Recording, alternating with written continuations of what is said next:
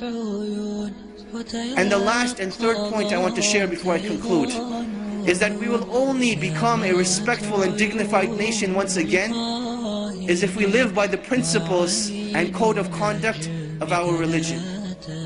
And I will share and conclude with this one story that I believe epitomizes it. During the time of Umar ibn Khattab radiallahu anhu, there were two men who brought in a young boy dragging into the courthouse. So Umar ibn Khattab radiallahu anhu, he asks him, what is this? What is going on? Why are you dragging him into the courthouse? They say, this boy, he killed our father. Umar ibn Khattab, he asks him, did you really kill their father? The boy says, yes, I did kill their father, but it was by accident. My camel, it used to tread on their property.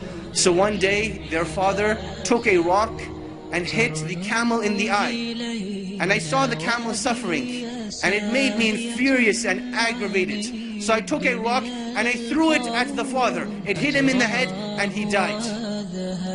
So Umar ibn Khattab radiallahu anhu, he asks the two brothers, will you forgive this young boy for this accident? They say, no, we want qisas, we want retribution. So Umar ibn Khattab radiallahu anhu, he asked the young boy, do you have any last words, any last wishes, any last requests? And the young boy says, yes, my father passed away and I have a younger brother. And my father left some money behind for my younger brother. I would like 3 days to go and retrieve this wealth from a hidden place, so that I can make sure my brother gets it when I die and pass away. So Umar ibn Khattab, he thinks this boy is making up the story. He's like, boy, what are you talking about? What wealth, what father, what young brother? The young boy, he says, trust me. Umar ibn Khattab, he says, okay, I will trust you, but find a guarantor for you. Someone who will guarantee that you will come back. The young boy, he looks around, there's a packed courthouse. Will someone not help me today? And everyone, as the boys looking around, they turn their face away, they turn their faces down. No one wants to help this boy. Then from the back of the courthouse, a hand raises up. Whose hand is it? Abu Dhar al-Ghifari radiallahu anhu, the noble and illustrious companion who gave da'wah to so many of the tribes. He says, I will be the guarantor of this boy. Now understand what it means to be the guarantor. Meaning that if this boy does not come back, it is the head of Abu Dhar al-Ghifari radiallahu anhu that will be chopped off, that he will be killed. Abu Dhar al-Ghifari, he says, I will be the guarantor. So the boy goes away. The first day goes by, the boy is nowhere to be seen. The second day goes by, the boy is still nowhere to be seen. Asr time comes on the third day.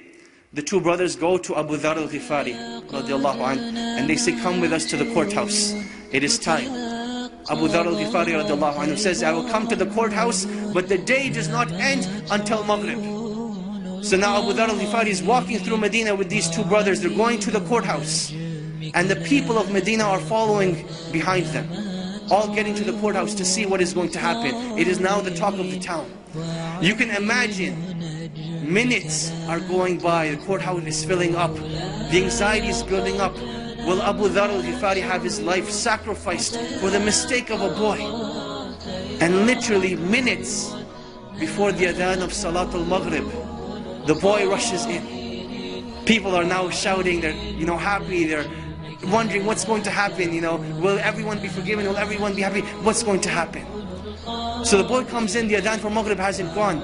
Umar ibn Khattab radiallahu anhu, he asks the boy, oh boy, why did you come back? I did not send a spy behind you, I did not send anyone to follow you.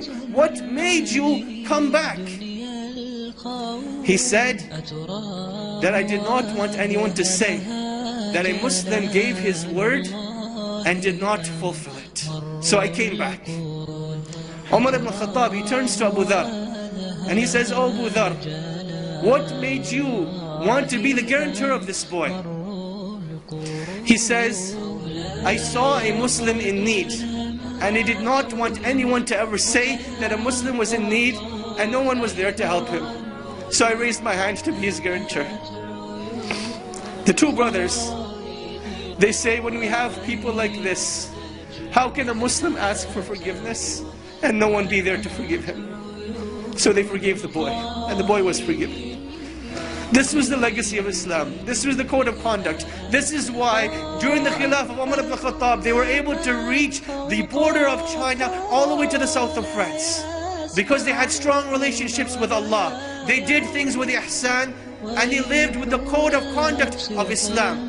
And this is when Allah subhanahu wa ta'ala will restore the izzah of this nation and will make us once again proud of the great legacies that have been left behind, in hopes that one day we will be called a great legacy.